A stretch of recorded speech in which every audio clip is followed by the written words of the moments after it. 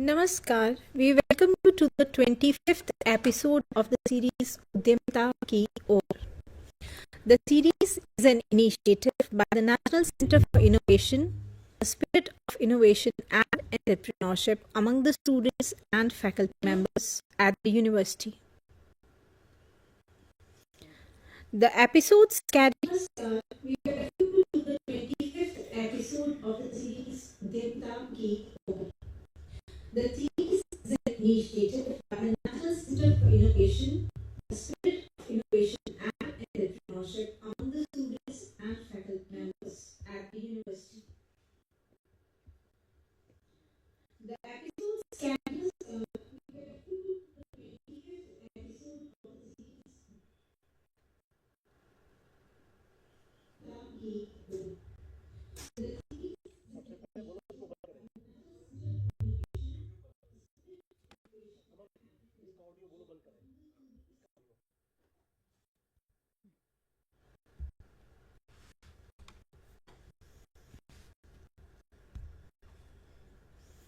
दोबारा से स्टार्ट करें. Namaskar, we welcome you to the 25th episode of the series Udyamita Ki Or.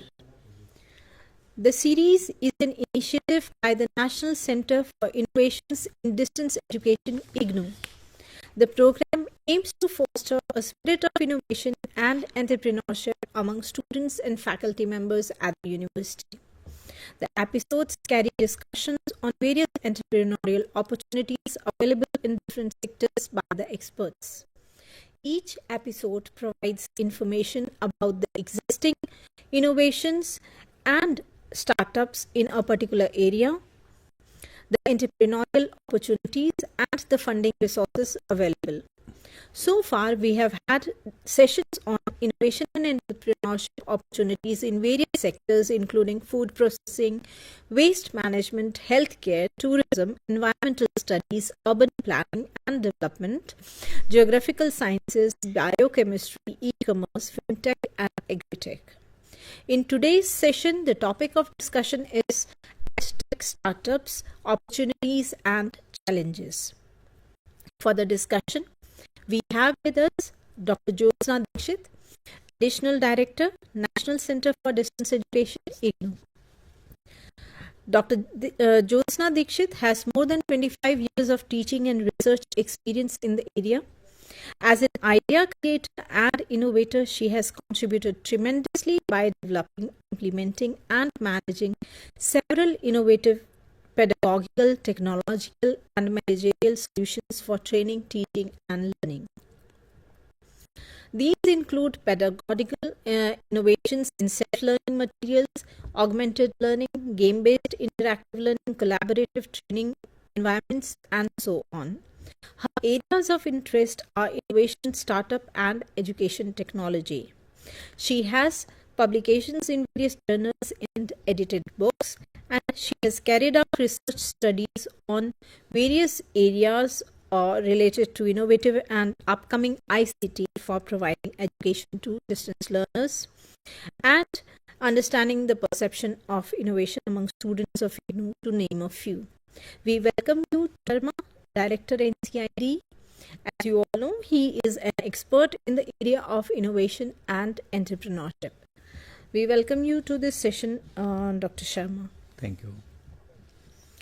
India's education technology sector, that is EdTech sector, is a rapidly growing industry that has revolutionized traditional learning methods and is poised for significant future growth.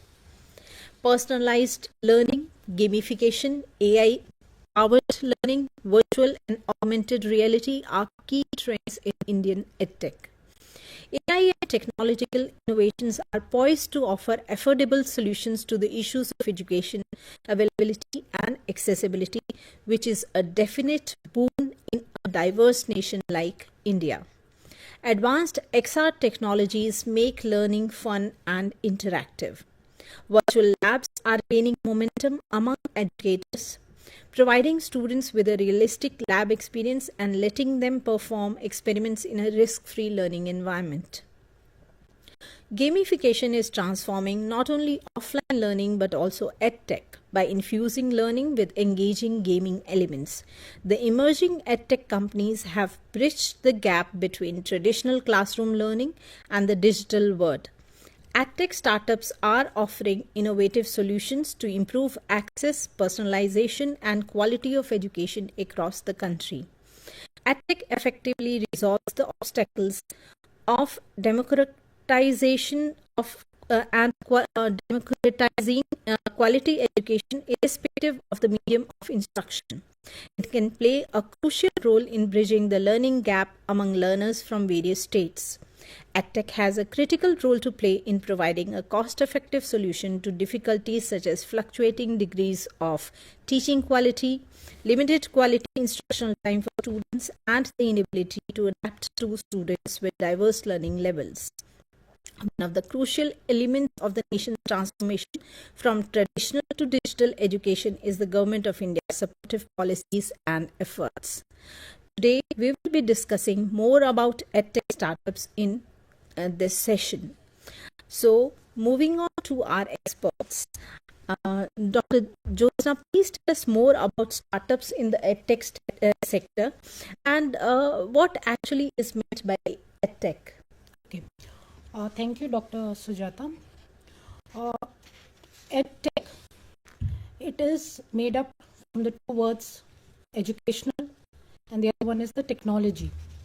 So EdTech is basically EdTech startups is basically using educational technology.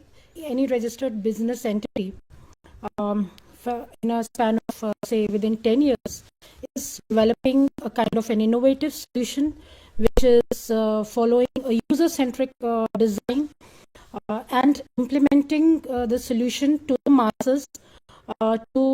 It could be a hardware solution, a software solution, or a combination of both to enrich the teaching learning experience of the end users.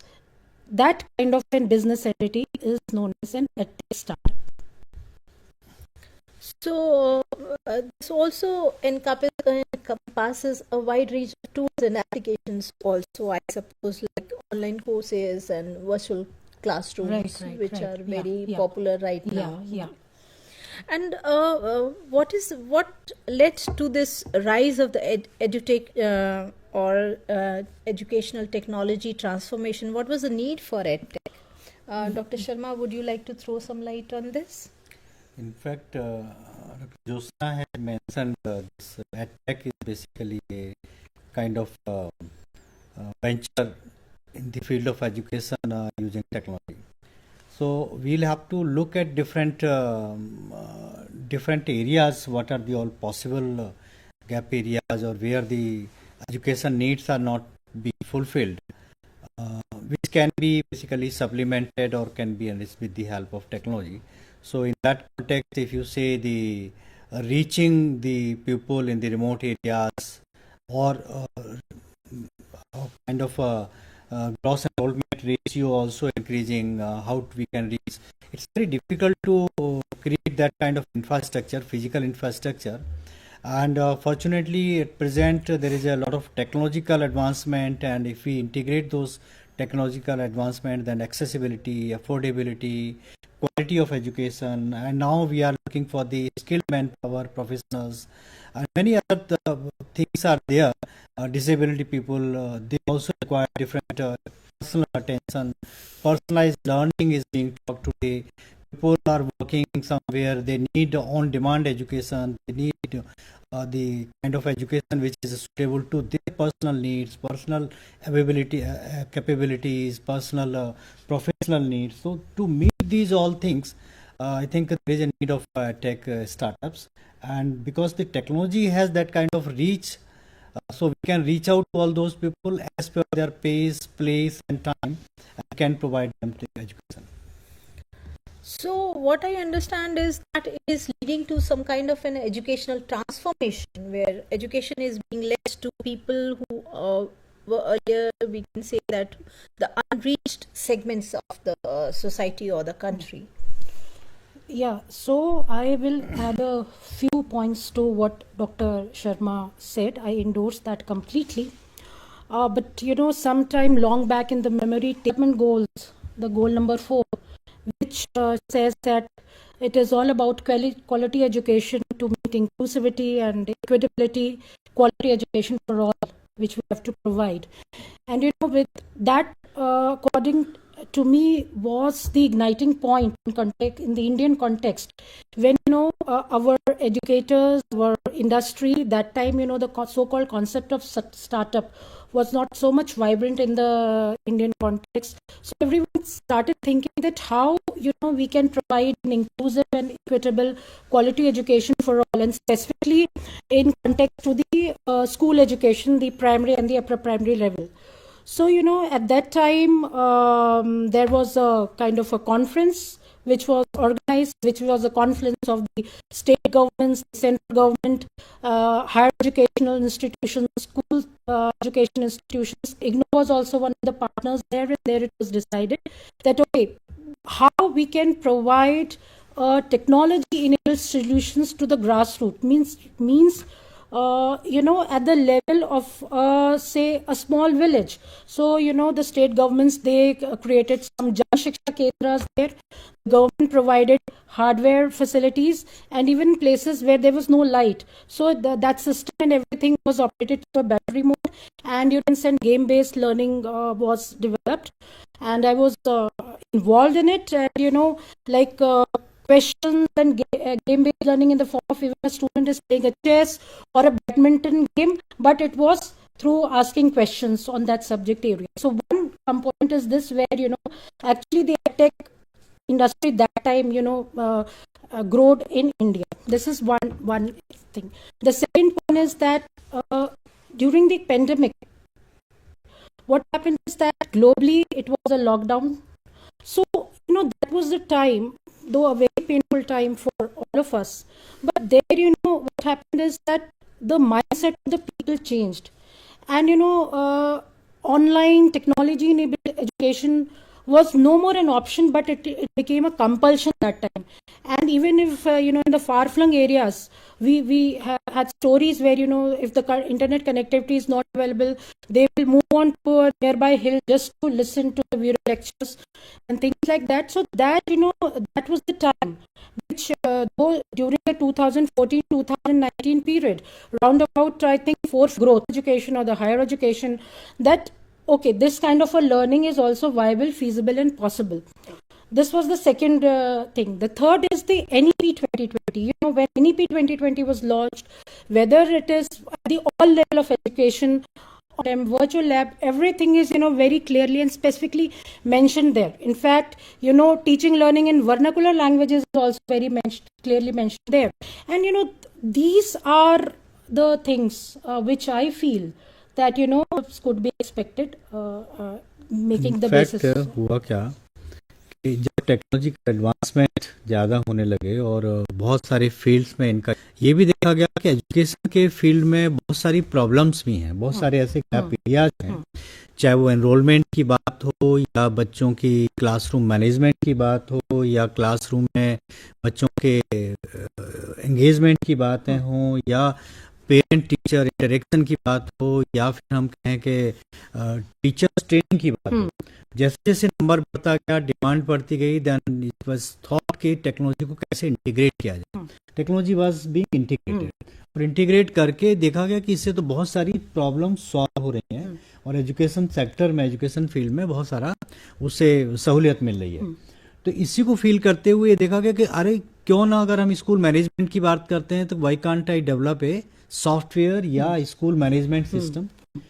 School management system अगर हम एक school के देखते हैं, it is useful and effective for them, तो देखा कि ये तो बहुत सारी स्कूल्स हैं, बहुत सारे कॉलेजेस हैं, कैन बी आ जाती है कि इसका मतलब वो जो सॉफ्टवेयर सॉल्यूशन, जो innovative solution using technology education field की प्रॉब्लम को सॉल्व करने के लिए डेवलप किया है, उससे बिजनेस कैसे अर्न किया जा सकता है, then it came the form of edtech startup.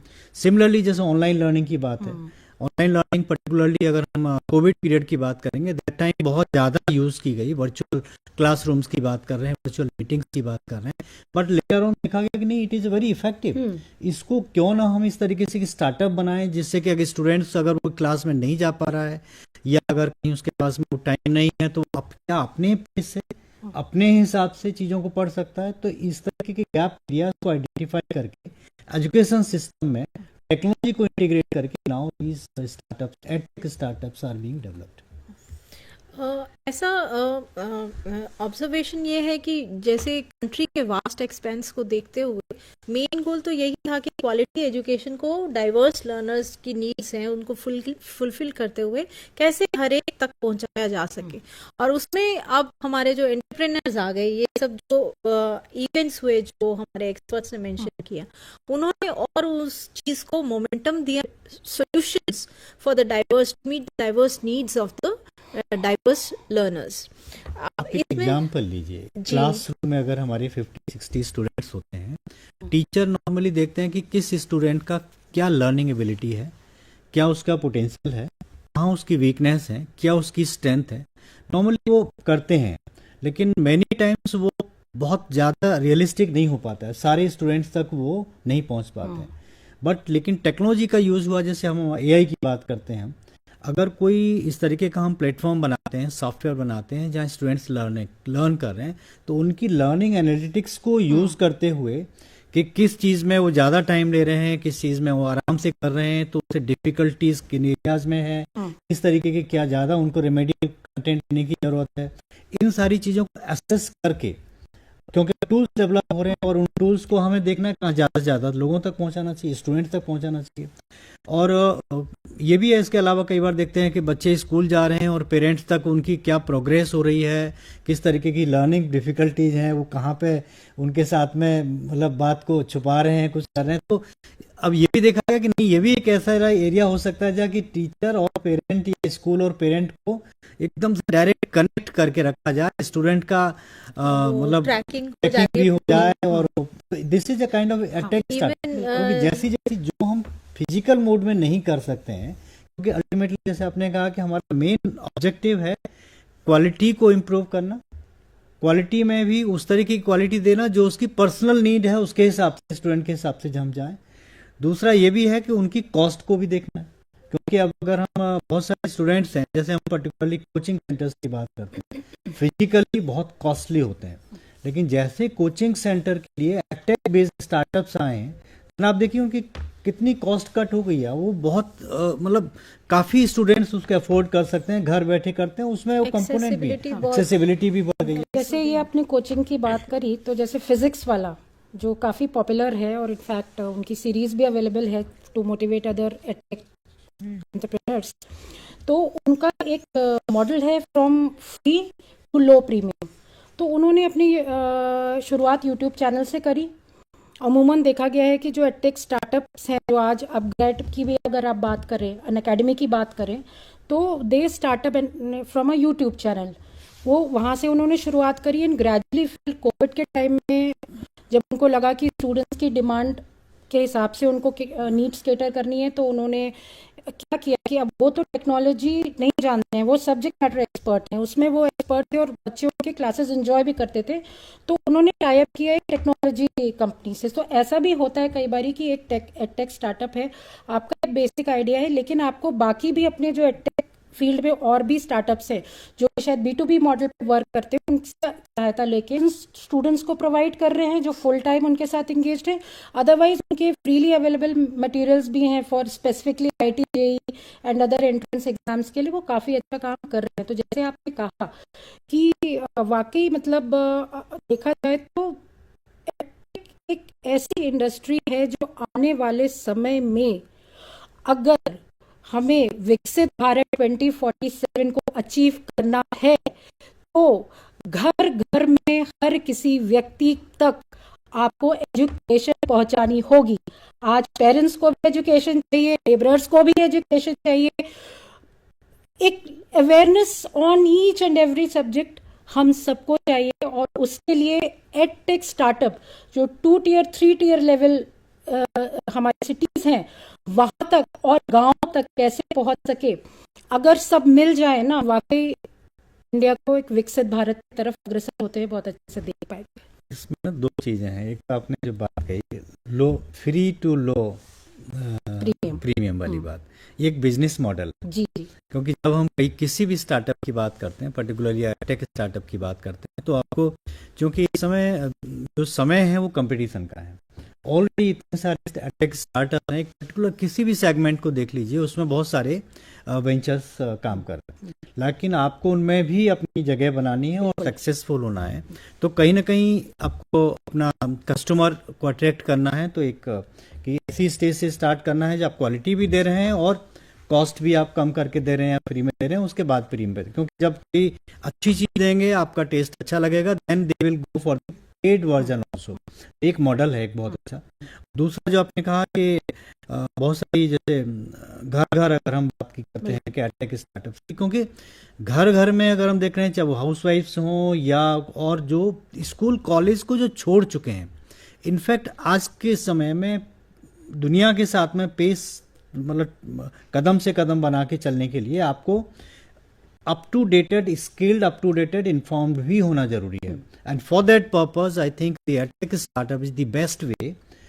क्योंकि अगर हम बुक के ऊपर जाएं, not go back to college और यूनिवर्सिटी, आप अगर हम अपनी केस को देखेंगे तो, लेकिन still we want to update our knowledge, update our skill, तो वो कैसे करेंगे? क्योंकि आज की डेट में if you are not updating our knowledge, कि नॉलेज अपडेशन के लिए, स्किल डेवलपमेंट के लिए, अप स्किलिंग के लिए, री स्किलिंग के लिए, these all kind of education based startups are basically the need of our.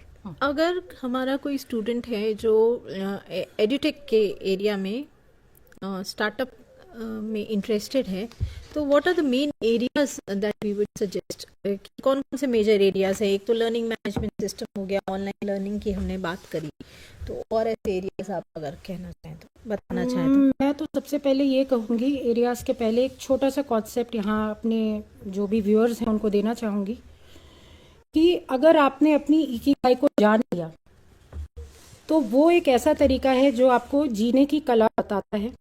और एंटरप्रेन्योर्स की जो इकिगाई होती है, बेसिकली वो उन्हें इस चीज़ में मदद करती है कि वो किस तरीके से बिजनेस से रेवेन्यू जनरेट कर सके, प्रॉफिट जनरेट कर सके, साथ में वो एक ऐसे सोशल कॉज से जुड़े हों जो हमारे इंडियन कंटेक्स्ट में हम कहते हैं कि entire world is a family, वसुधैव कुटुंब।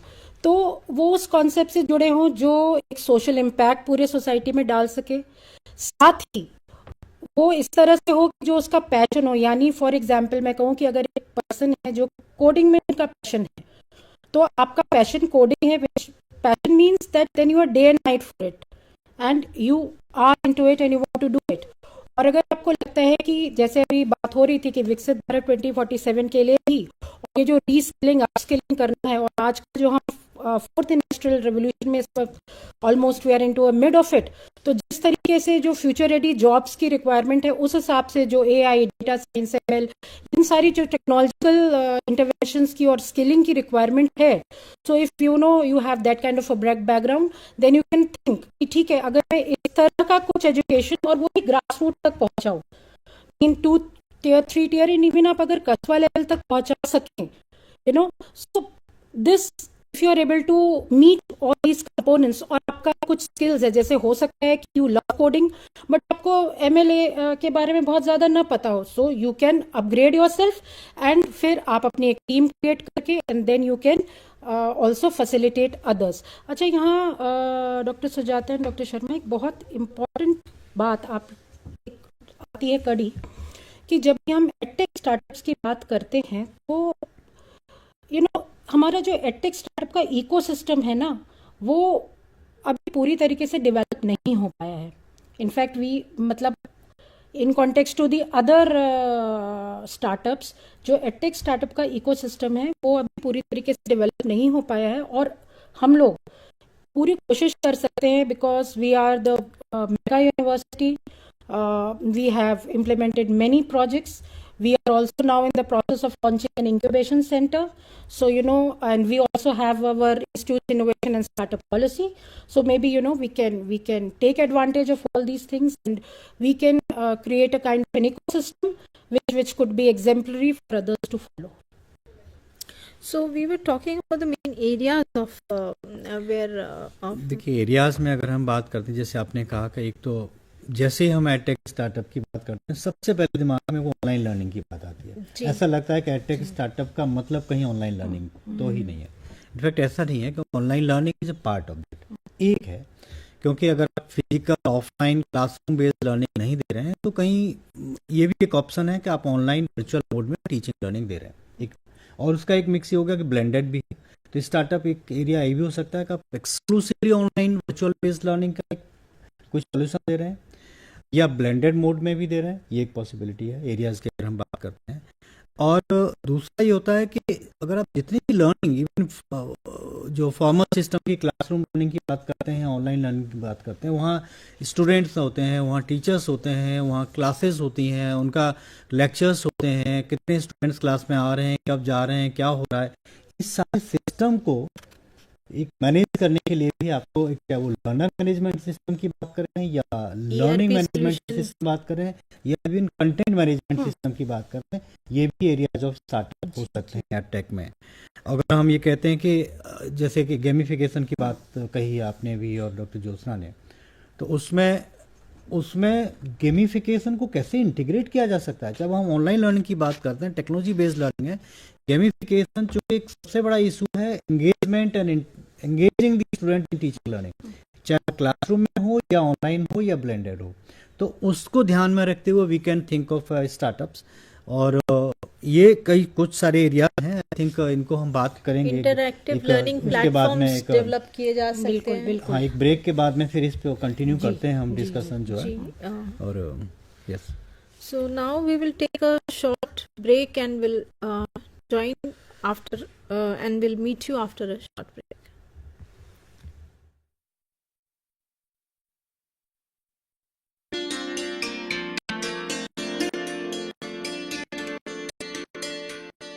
We welcome you to join the bouquet of programs offered by the School of Humanities, the Indira Gandhi National Open University, New Delhi. The Indira Gandhi National Open University, New Delhi is a mega university today. It was created by an Act of Parliament in 1985. It is the world's largest university with an enrollment of about 3.5 million current students and 3.2 million alumni. IGNOU has also been accorded the highest grade of academic excellence, A++, by the National Assessment and Accreditation Council, or the NAC. Now, during your time at IGNOU as a learner, we will help you complete your program of study with world-class printed materials, audio and video programs. We have more than 35,000 academic counselors who will guide you till you complete your program of study. We also provide live interaction with your teachers at the headquarters via teleconferencing mode and live interactive radio counseling besides this, supported by regular TV and radio broadcasts. The School of Humanities was created in 1988, and we welcome you. And certificates are recognized not only in the country but are also very well received across the globe. We look forward to your journey with us, and we welcome you once again.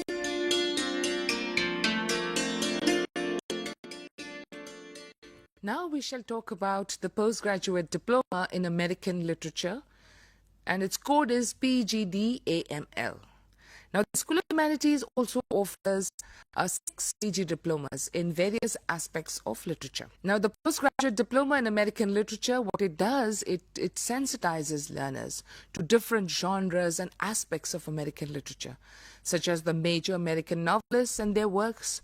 Then we look at the major American dramatists. We look at the specificities of American poetry, how did it start, and we bring it up to the modern period.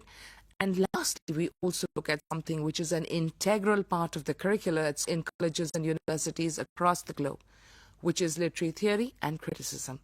So we begin from classical times. We include romantic criticism, new criticism, feminist theories, deconstruction, and we come down to contemporary theories. The eligibility for the postgraduate diploma in American literature is a bachelor's degree or a higher degree from a recognized university. The medium of instruction is English. The duration is between 1 and 3 years. Your minimum period is 1 year, the maximum 3 years. And this program is offered in both the January and July cycles of admission. The fee is rupees 7,000 plus 300 rupees for registration at the time of admission. So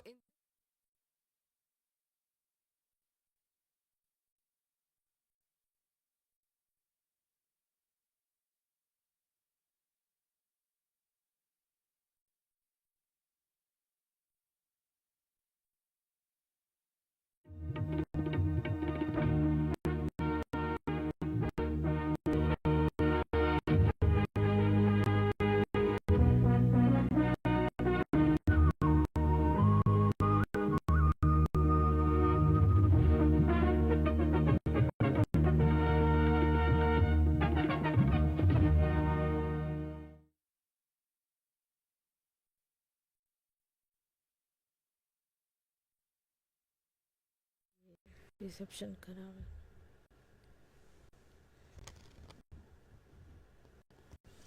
We welcome you back to the 25th episode of the series Udyamita Ki Or. We would like to inform our students and learners that this episode, the current episode, is a part of the week-long celebrations of the National Startup Day being celebrated at IGNOU. So now अपनी discussion को आगे बढ़ाते हुए we were talking about areas of main areas where edtech startups have opportunities, where opportunities are there, the main areas which are coming up. So one of the area was which is majorly is the learning management systems, online learning, and then there is one more area that is language learning platforms are coming up in a big way. Yeah. Actually, what happened is that initially, it was either English or Hindi. Development goals. The states also, they became active in providing educational technology content, interactive content, game-based learning, using gamification in their regional languages. But it was still the school education. Now, with the advent of NEP 2020, what happened is that it became the need of the hour. And so, there are now platforms which are focusing merely on the language learning component.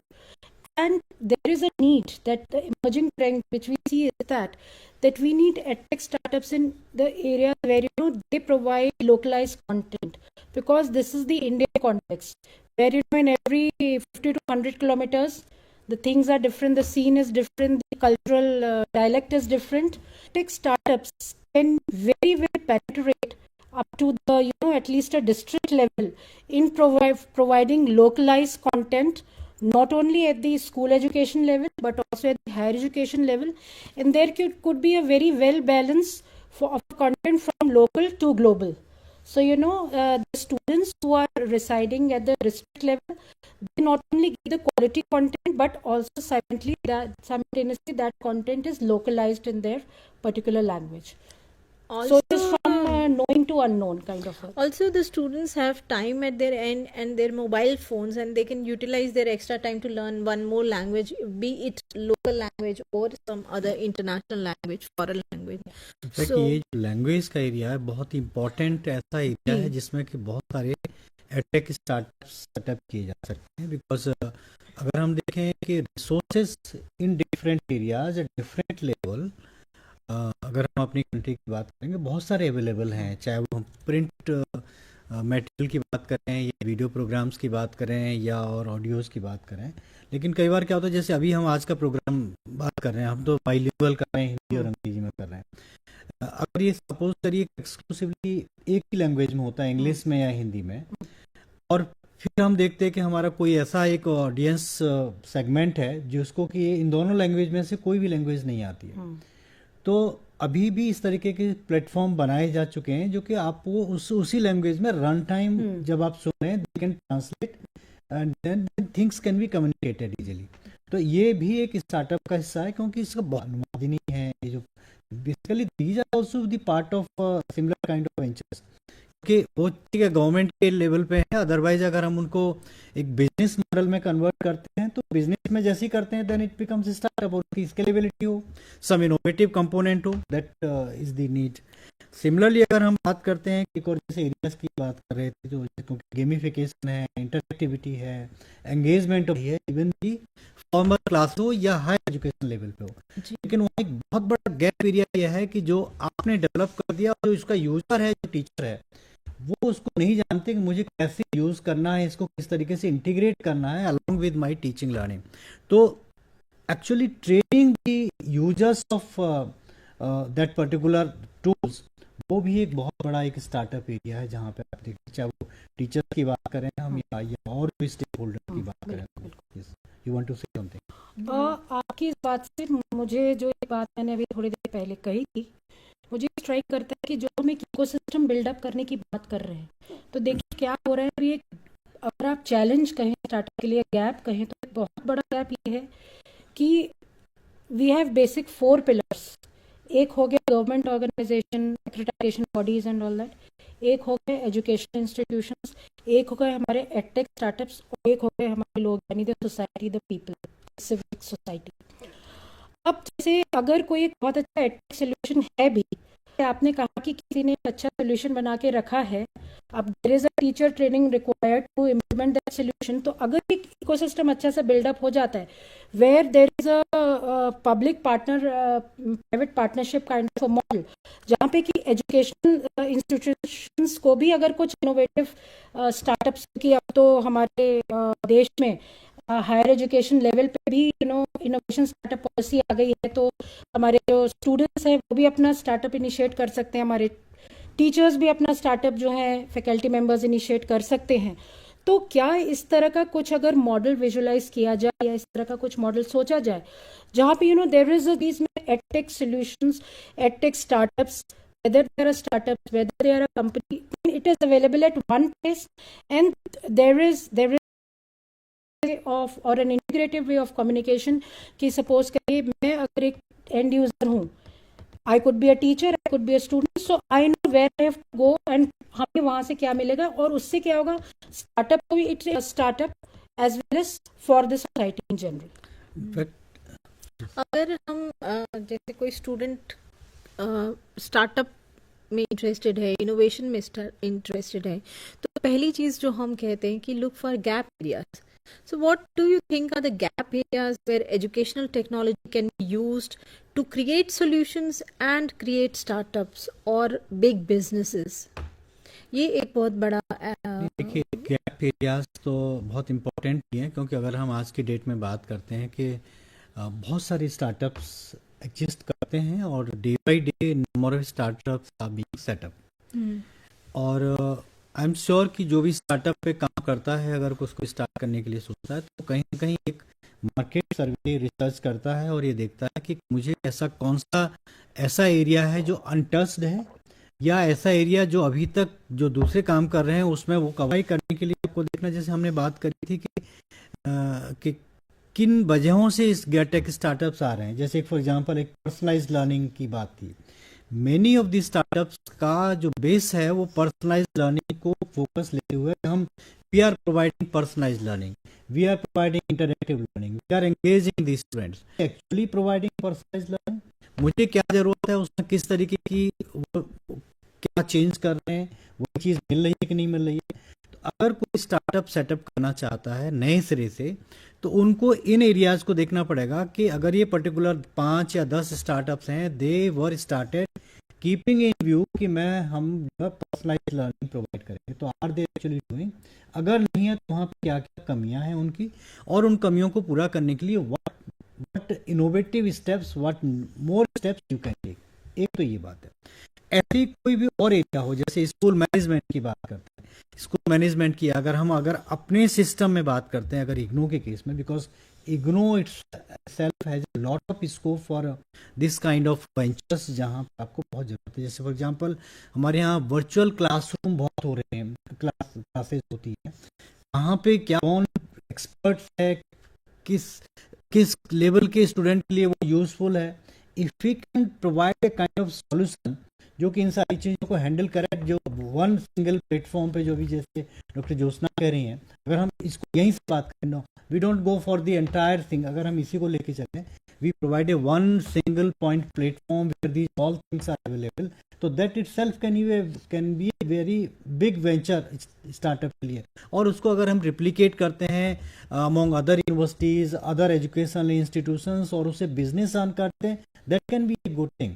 और ये जो बात कर रहे हैं कि जैसे JM की तरह, या अगर कहीं भी स्टार्टअप्स आज की डेट में क्या होता है, एक जो मैं बहुत रियलिटी बता रहा हूँ कि स्टार्टअप को पर्टिकुलरली एडटेक स्टार्टअप्स में mainly those who are coming forward, they are from the technology background, and what is the need, what is the pedagogy, what kind of things will be suitable, वो academics जानते हैं. अब वहाँ एक जो difference है, gap है academics and technologies, तो वो एक गैप बहुत इंपॉर्टेंट है. उसको अगर देखते हुए, अगर हमारे यहाँ के स्टूडेंट्स या एजुकेशनल इंस्टीट्यूट्स के faculty if they come forward, जो आपने कहा कि national startup policy that also says कि आप फैकल्टी भी स्टार्टअप कर सकती है। अगर फैकल्टी, और वो भी कंप्यूटर साइंस की या इस बैकग्राउंड की फैकल्टी जो जानती है सिस्टम्स की ins and outs and problems, if they are going to set up a startup, then I think that will be a good initiative, and that chances of its usability and effectiveness will be more. So, what are some of the emerging trends? We have spoken about the areas, and what are the emerging trends for edtech industry in India? One such as AI-powered learning is coming up. Yeah. Then extended reality virtual labs are coming up. Gamification, then affordability, and then also skill-based education. The need for upskilling is there tremendously. It is being noticed, and several solutions are being developed. So, would you like to throw some light on this aspect also? So basically, when you say the emerging trends, so you have already named the technological component of it. But if we take the down to top approach, bottom to top approach, then what we visualize is that the very important component which should be taken care of, and which could be in a B2B mode even, is that the accessibility and the digital divide issue.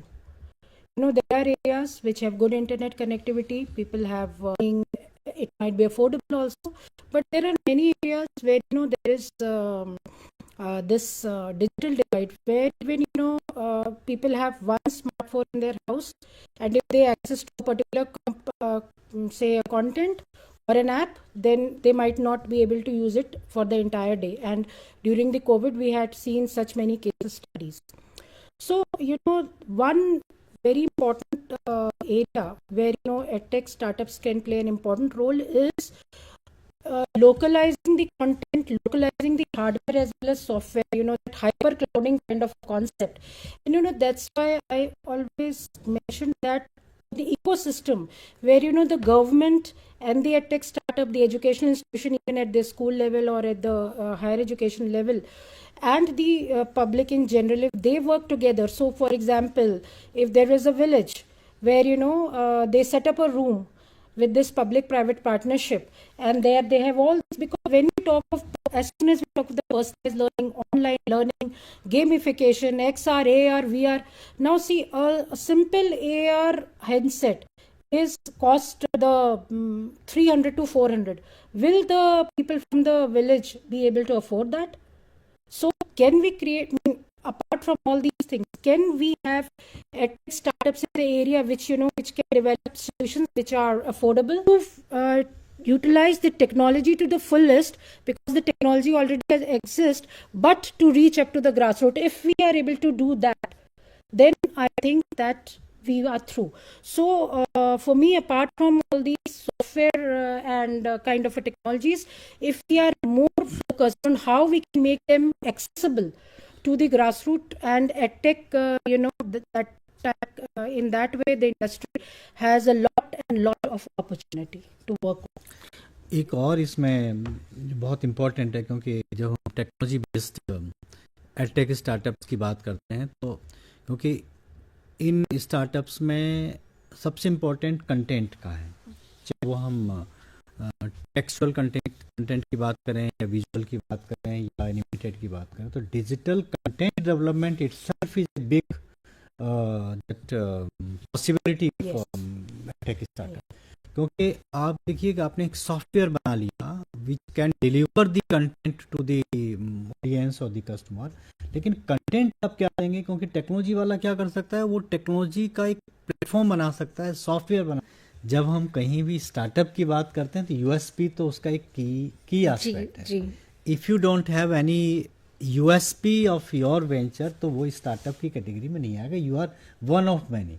अगर आपको एकदम से अलग देखना है, अलग तरीके से आपको अपनी प्रेजेंस बनानी है, स्टैंडिंग बनानी है, तो आपका कोई ना कोई यूनिक फीचर्स तो होना ही होना चाहिए। क्या यूनिक फीचर हो सकता है? That will depend on the research that you have done. Research किस टाइप की हो सकता है कि रिसर्च जो भी आप एरिया ले रहे हैं, उस एरिया में क्या क्या हो रहा है, क्या क्या अभी नहीं हो रहा है, क्या क्या लोगों की ज़रूरत है। क्योंकि कई बार ऐसा होता है कि मैं सोच रहा हूँ कि मैं I want to do something, but people don't require that. तो आपको ये भी देखना ज़रूरत है कि आप जो सोच रहे हैं करना चाहते हैं weather it is actually required by the people और नॉट, और अगर रिक्वायर्ड है तो in what way, in what format, वो उनकी ज़रूरत है, आपको ये देखने की ज़रूरत है। एक और बहुत इंपॉर्टेंट एस्पेक्ट इसमें आता है, दैट इज़ अ कॉस्ट का। कॉस्ट भी, क्योंकि अगर हम बहुत सारे प्लेटफॉर्म्स की बात कर रहे हैं और जब हमें कॉस्ट इफेक्टिव नहीं हुआ तो why a person will come to you, वो तो ऑलरेडी और बहुत सारे उनके पास अवेलेबल होंगे, है ना। और थर्ड बहुत इंपॉर्टेंट है जो डॉक्टर ज्योत्सना ने हाईलाइट किया था कि जो टेक्नोलॉजी रीच की बात है, चाहे हम कनेक्ट, क्योंकि जितनी टेक स्टार्टअप है they are now mainly depending on the internet connectivity and the infrastructure. क्या आप कोई इस तरीके का सॉल्यूशन दे सकते हैं जो कि बहुत ज़्यादा डिपेंडेंसी ना हो इंफ्रास्ट्रक्चर पे, बहुत ज़्यादा डिपेंडेंसी ना हो नेट बैंडविड्थ पर? इस तरीके का अगर आप सॉल्यूशन देते हैं तो that will be more useful और वो रिक्वायर्ड होगा। एक्चुअली यहाँ पे मुझे ध्यान आया कि एनसीआईडी भी शुरू से ही जो है वो एजुकेशन टेक्नोलॉजी पे बहुत सारा कार्य किया है और various aspects of an open and distance learning system पे वर्क किया है, खास तौर से ट्रेनिंग्स पे भी वर्क किया है, whether it is even related to health care sector also. तो वहाँ पे जो ये बात रीच की आ रही है, जो ये बात कंटेंट की आ रही है और अफोर्डेबिलिटी की आ रही है, तो वहाँ पे जो एनसीआईडी ने एक्सपेरिमेंट किया था लॉन्ग बैक 2010-11 में, that time it was purely vibrating innovation.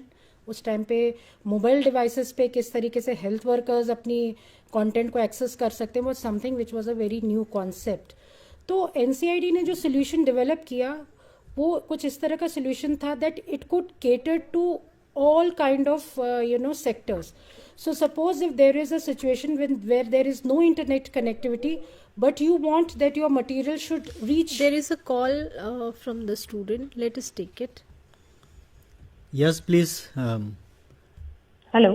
हाँ बोलिए। जी नमस्ते सर। नमस्ते। मैं सुखदा मध्य प्रदेश भोपाल से बात कर रही हूँ। हाँ जी। सुखदा हमारी स्टूडेंट हैं। इनका एक प्लेटफॉर्म है study of education to create educators. Please इसके बारे में हमारे व्यूअर्स को कुछ बताएं please. Ji ji ji ji.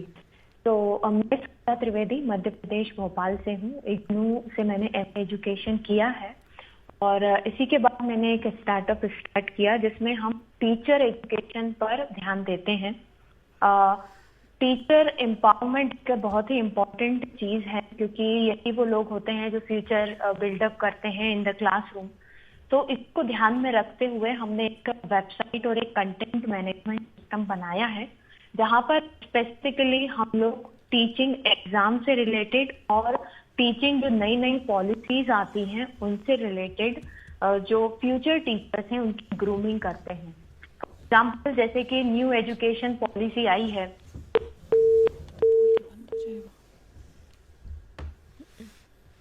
I think there is some connectivity problem. तो ये हमारे एक स्टूडेंट हैं जी। मैं इसमें कहूँगा कि एक तो खैर ये हमारे स्टूडेंट भी स्टार्टअप्स कर रहे हैं एजुकेशन के फील्ड में। This is an example of that. जो सुखदा ने हाईलाइट किया है टीचर एम्पावरमेंट, क्योंकि मैंने भी जैसे कहा था कि आप टेक्नोलॉजी बेस्ड कितने भी सॉल्यूशन दे रहे हैं, जब तक उस गैप को नहीं भरेंगे तब तक बात नहीं बनेगी। गैप को फिलअप करने के लिए, और दूसरा कि टीचर्स ट्रेनिंग लेने के बाद में उनको टाइम टू टाइम अपडेट करना भी जरूरी है, अपग्रेड करना भी जरूरी है और उनको इस तरीके की ट्रेनिंग देते रहना जरूरी है। उस कॉन्टेक्स्ट में इस तरीके की स्टार्टअप्स की बहुत जरूरत है। तो जो मैं बात कर रही थी उसको 2 मिनट में कंप्लीट करूंगी कि जो सोल्यूशन एनसीआईडी ने प्रोवाइड किया वो हाईली इंटरैक्टिव गेमिफाइड कंटेंट था, लेकिन वो इस तरह से बना था कि अगर किसी के पास इंटरनेट एक्सेस है तो वो एलएमएस के थ्रू देख सकते थे, अगर किसी के पास लैपटॉप टैब्स मोबाइल फ़ोन है तो वो उसके थ्रू कर सकते थे, अगर किसी के पास कनेक्टिविटी नहीं है, कुछ भी नहीं है, तो वो पेन ड्राइव से भी जाके उनके जो हेल्थ सेंटर्स थे वहाँ पे इंटरैक्टिव टीवी या आईडीवीडी मतलब डीवीडी में भी लगा के सीडी के थ्रू वो सिर्फ कंटेंट ही नहीं देख सकते थे, वो उसमें गेमिंग भी कर सकते थे।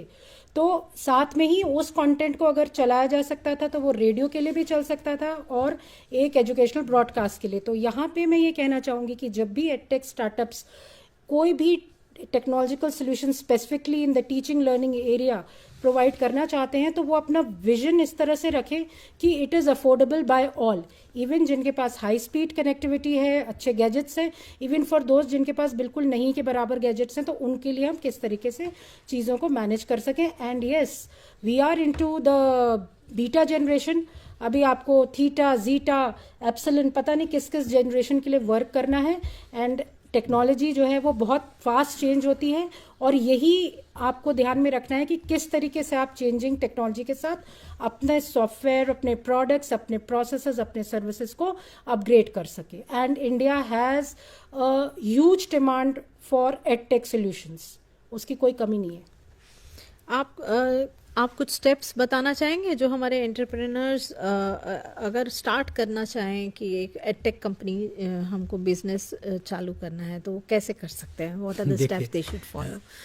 अगर हमारे स्टूडेंट्स की बात करते हैं, स्टूडेंट्स मींस अगर वो एजुकेशन फील्ड में हैं, जानते हैं कि कहाँ कहाँ क्या प्रॉब्लम्स हैं, तो अगर वो अपने प्राइमरी स्कूल से लेकर के आज तक की, अब तक की अगर एक जर्नी को रिव्यू करें और देखें कि उन्हें कहाँ कहाँ किस किस सिचुएशन में क्या क्या प्रॉब्लम्स आई, चाहे वो क्लासरूम की बात हो या इवन उनको नहीं, टीचर्स को भी किस तरीके की प्रॉब्लम्स आई, स्कूल्स को क्या प्रॉब्लम्स आई, और अभी उनके कहाँ तक क्या क्या सॉल्यूशंस हो चुके हैं, और उनमें वो कहाँ देख सकते हैं कि उनकी जो, आप जैसे डॉक्टर ज्योत्सना कह रही थी कि उनकी अपनी जो स्ट्रेंथ है, उनका जो पैशन है, उनकी जो कैपेबिलिटीज़ हैं, उनको ध्यान में रखते हुए वो एक तो पहले अपना आइडिया जो एरिया है उसको आइडेंटिफाई जरूर करें कि किस फील्ड में वो काम करना चाहते हैं.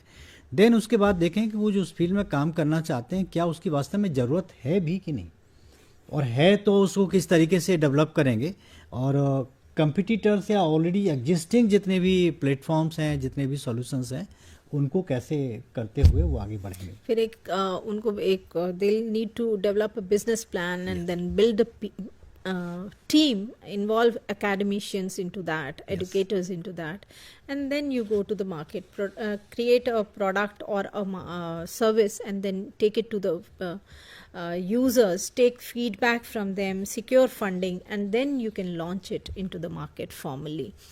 तो ये कुछ एस्पेक्ट्स थे एडुटेक स्टार्टअप के जो हमने आज के सेशन में डिस्कस किए.